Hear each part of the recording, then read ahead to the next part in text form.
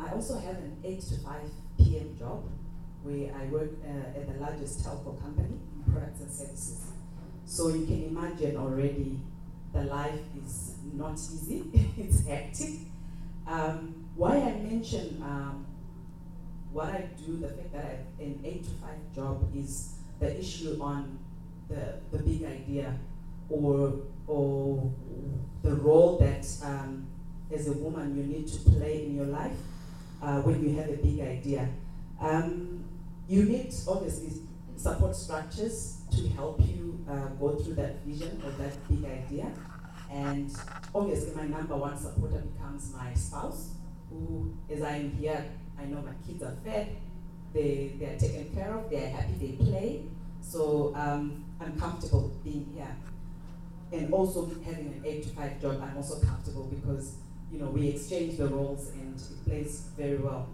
So the topic really here was the issue of is entrepreneurship. Is it about the big idea or constant innovation? As I mentioned, working in a telco, obviously it's a fast-paced industry. These days you cannot even afford to relax. So yes, whilst you can wait for the next big bang, you are constantly looking for that small improvement. So internally, as you sit around in the big corporate, there is still need for constant innovation. You cannot live without it. That is the experience that I go through in the telco. And then when you look at the ordinary women that I coach, that I come into contact with, when they come with their vision, they have big ideas. Africa has people who are very capable and who understand what they want to do. But sometimes because the big idea becomes so overwhelming, and especially for women where you sometimes then face obstacles. Besides just being a mom, you try to go to the bank, the men look at you and say, okay, why should I give this woman money? Does she really look like a businesswoman? You have general society looking at you to say, you want to enter a men's world. These days I'm actually very impressed that the society out there and the governments are beginning to understand that the girl child is ordinary. They can be in science, engineering, and these STEM subjects. So you have obstacles that already come to you as a woman who wants to dream big, have that big idea. And so my role then becomes to try and break it down to say, yes, you have the big idea, but daily you need to improve something or take steps towards that big idea. Don't try and swallow it in its holistic way, because once you look at it, it kind of scares you and it can limit you if it paralyzes you. So that is my main role in coaching women. And I do that from a perspective where I want to expose the women that their big ideas are just beyond them. Sometimes it's very difficult for us because you have people who have no access to the internet, people who are not traveled. So when you want to explain the big idea to them that you have something, tap into it, and these are the steps that you need to take, they can be overwhelmed. And sometimes they can be limited by just the environment they live in. They believe that I can't take this idea much further than where I am. And like Philippa here says, the environment is quite frustrating. But you need the women to look at their big idea and say, this can transcend borders, this can go far. There are people who need me, my solution can help someone. So that's the role that I have. For me, my big idea is obviously to help these women. They are from all backgrounds, working women, non-working women, women who want just enough to feed their family, and then women who want to really make it big out there. But I try and give them an equal opportunity to see the world through the internet, through the travels. I have groups that follow me, and I feed them. I've been feeding them what has been happening here, and they just can't wait to have me home to try and feed them and make them understand that their big idea is big and you can take it out there. Then there's also the story that I love that shows you that you can have an idea, a big idea, and this is the story of Lego. I don't know if many of you experienced Lego when growing up. I did I think it was in the 80s, but then they were just simple plastic blocks then. Not like what my kids now play with, the Star Wars stuff and all that stuff. To me, it's innovation, little by little. So you may have the big vision, but you can break it down and make sure that you perpetuate that big vision.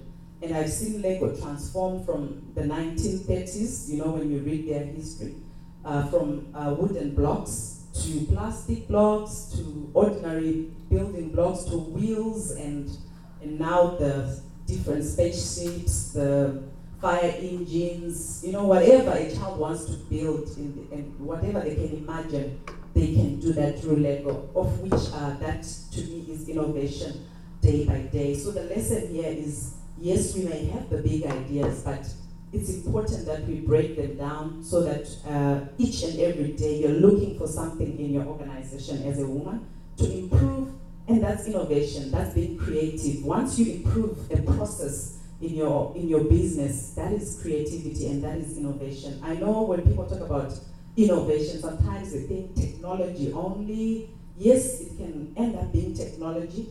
And I always say technology is something new anyway, so it doesn't have to be techy, something you have to relate to computers or something very geeky, no.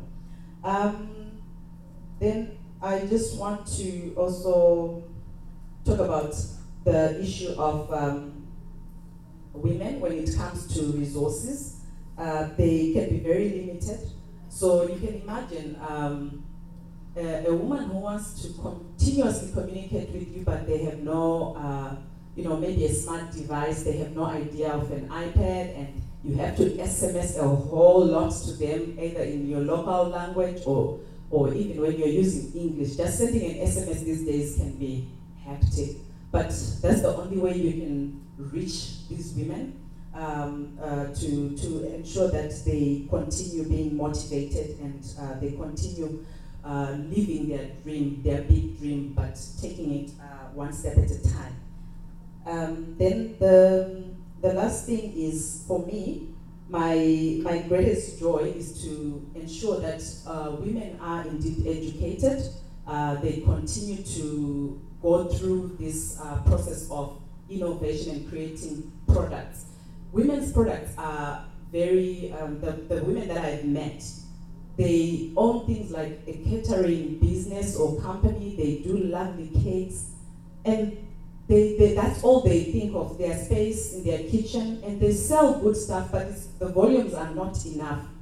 They have the vision of being the best baker and all that, but going beyond that to them sometimes is very overwhelming. So, you then try and show them that, you can have equipment. In 40 years' time, you won't be able to be, mixing this ball of flour. Why don't you invest in this type of equipment? You show them that it's very practical to make 50 cakes, and you have to look for the pictures and all that, and then they start, seeing their big dream, in small bits and chunks. I think at this moment I had some slides just to show you my country and what you find in Zimbabwe. Just as an aside, this is where you find the Great Zimbabwe. This is now like a ruin, but it was made of stone. Everything was made of stone in the Great Zimbabwe, and it was an enclosure. No one could penetrate it, like during war and all that. When they closed that enclosure, no one could penetrate. It's still there, you can still visit it. And we have the majestic Victoria Falls, or Mosia Tunya, which just means the smoke that thunders. I don't know if you've visited it, but it's a beautiful place. I've been there on several times, and even my honeymoon, I made sure I went to the falls again. We also have the Eastern Highlands, which is beautiful, And the temperatures there can be, as low as 8 degrees, when the rest of the country is at 30. It's a very beautiful, beautiful place to stay, and also go mountain climbing. There's also a world's view and all that. That is Zimbabwe. I've left out a lot about Zimbabwe. We have the big five in Zimbabwe, so it's also very lovely. And this is, if you heard about Cecil the Lion somewhere on TV some time ago, that's where Zimbabwe is. Go to the next one. All right, I've already spoken through the topic, so that is the end. The slide there was just showing that creativity takes courage. Yes, you may have a big idea, but in terms of what you need, to break that big idea in any business, whether you are a big corporate, whether you are starting, you still need inspiration, you need your vision, you need the idea, you need imagination, you need a lot of things for you to remain creative. And that is what I try to instill in the various women that I come across and the women that I coach. Thank you so much.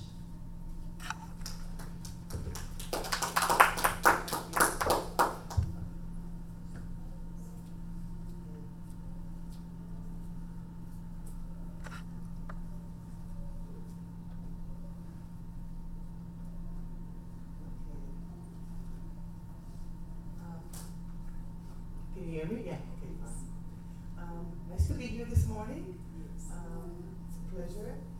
Very insightful presentation that you gave, and I'm glad to hear both of your presentations. I'm going to be presenting from a little bit of a different or more comprehensive angle and perspective about actually more of the side of the women entrepreneurs.